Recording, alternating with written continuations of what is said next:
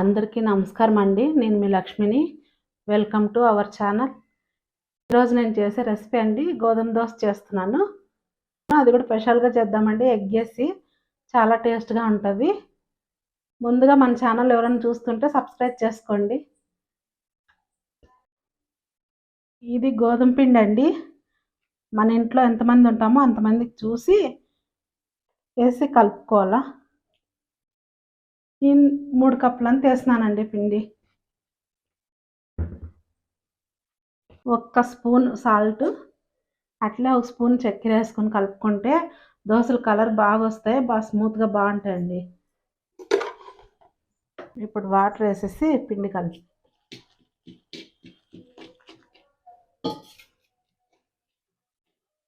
Water చూసి కొద్దిగా వేసుకొని కలుపుకోవాలా. పిండి మళ్ళీ జోరుగా అయిపోతే కష్టము.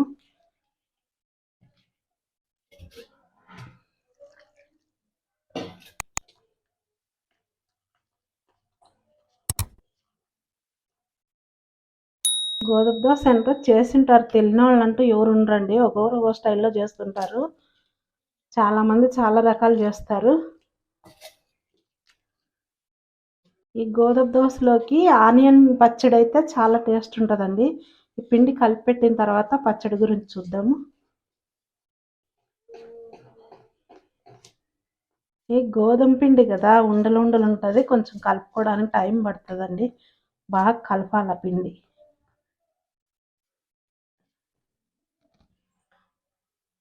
విస్కర్తో కలపాలంటే ఉండలు తొందరగా ఇది కావండి, చాలా ఉంటాయి. చేత్తో కలుపుకుంటే బాగా కలిసిపోతుంది పిండి, ఉండలు లేకుండా. చేత్తో కలిపేద్దాం. ఉండలు ఉంటే దోశ వేసేటప్పుడు గరిటెకి అతుక్కొని వస్తుంది, అంతా బాగా నీట్గా వేసేకి రాదు.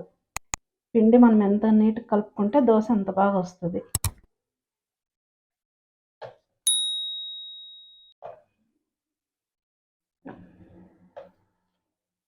పిండి ఇంత వాటర్ వేసేసి కలుపుకోవాలండి. పిండి కలుపుకునే దాంట్లోనే మన దోశలు టేస్ట్ వస్తాయి బాగా. ఇంత మాత్రం ఉంటే చాలు వాటర్. మరి ఎక్కువ పలుచగా అయిపోతే కూడా దోశ నీట్గా రాదు.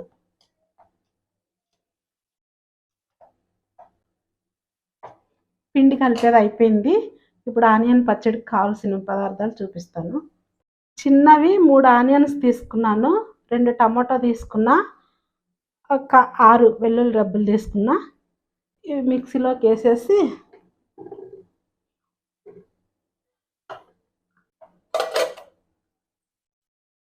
స్పూను కారం, 1 స్పూను సాల్ట్. ఇప్పుడు టమాటో వేసేద్దాం. వేసేసి మిక్సీ పట్టేసుకుందాం.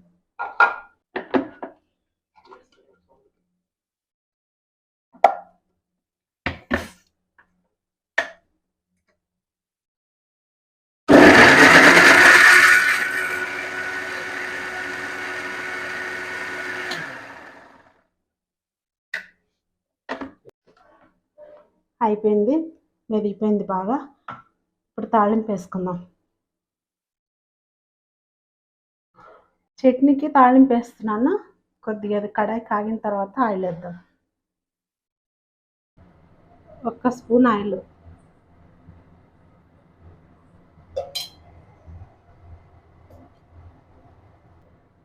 ఆవాలు జీలకర్ర 2 కలిపినవి 1/2 స్పూన్ వేస్తున్నా.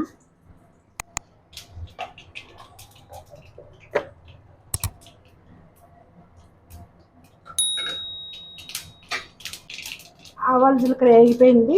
ఈ చట్నీ అందులో వేసేద్దాం.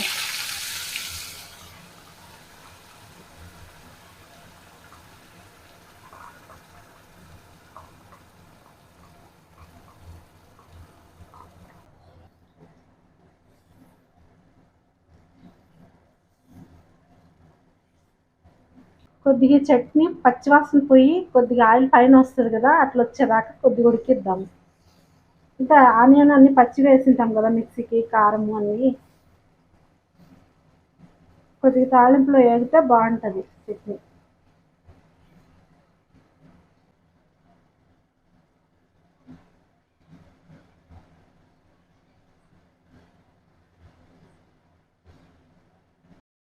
ఇది ఆనియన్ చట్నీ అయిపోయింది. దోశలోకి, గోధుమ దోశలో కాంబినేషన్ ఇది బాగుంటుంది టేస్ట్. ఇప్పుడు ఈ చట్నీ అయిపోయింది, దోశ పెన్నం పెట్టుకుందాము.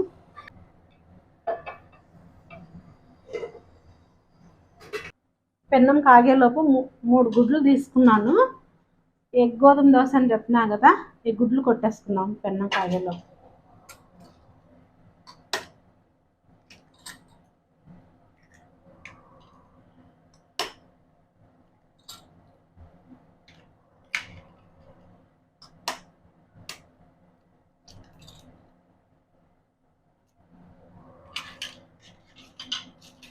కొద్దిగా సాల్ట్ వేద్దాము, కొద్దిగా పసుపు కలర్ కోసం.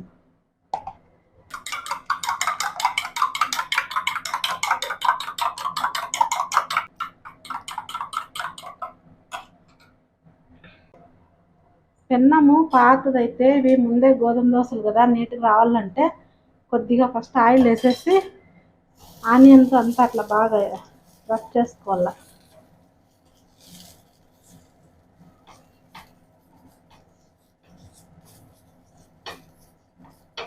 పెన్నం సైడ్కి తీసుకొని వేయాల. ఎక్కువ వేడి పైన వేసినామంటే అట్లా గంటికి అతుక్కొని వస్తుంది పిండి అంతా.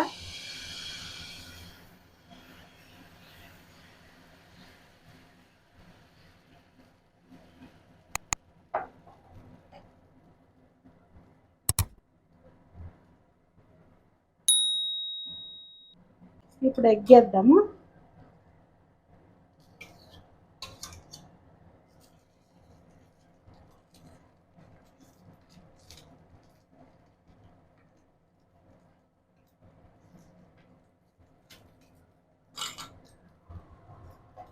ఎగ్ వేసిన తర్వాత కొద్దిగా ఆయిల్.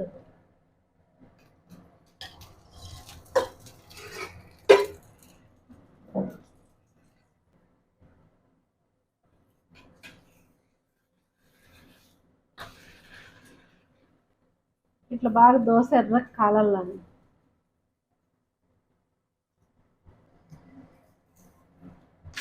రెండు బాగా కాలిపోయింది, దోశ కలర్ఫుల్గా ఉంది.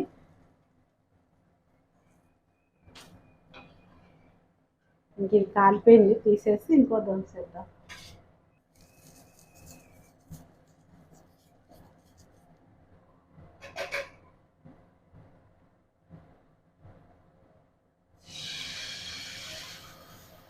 పెన్నము ఇలా సైడ్కి తీసుకొని వేసేది మర్చిపోద్దండి.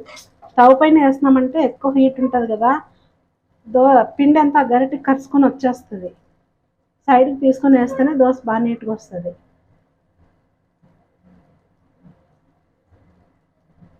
అట్లా కొద్దిగా కాలిన తర్వాత ఎగ్ వేస్తాం.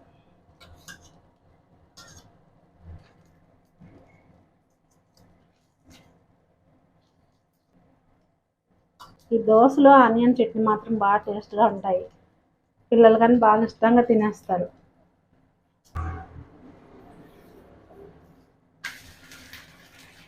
చాలా ఈజీ పని ఇది.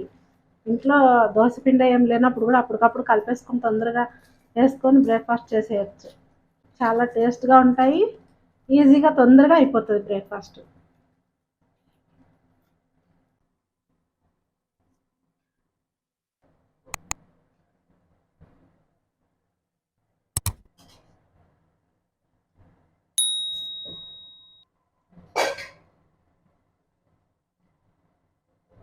చూసారా దోశలు ఎంత బాగా వచ్చినాయి, టేస్ట్ కూడా అట్లా బాగుంటాయి.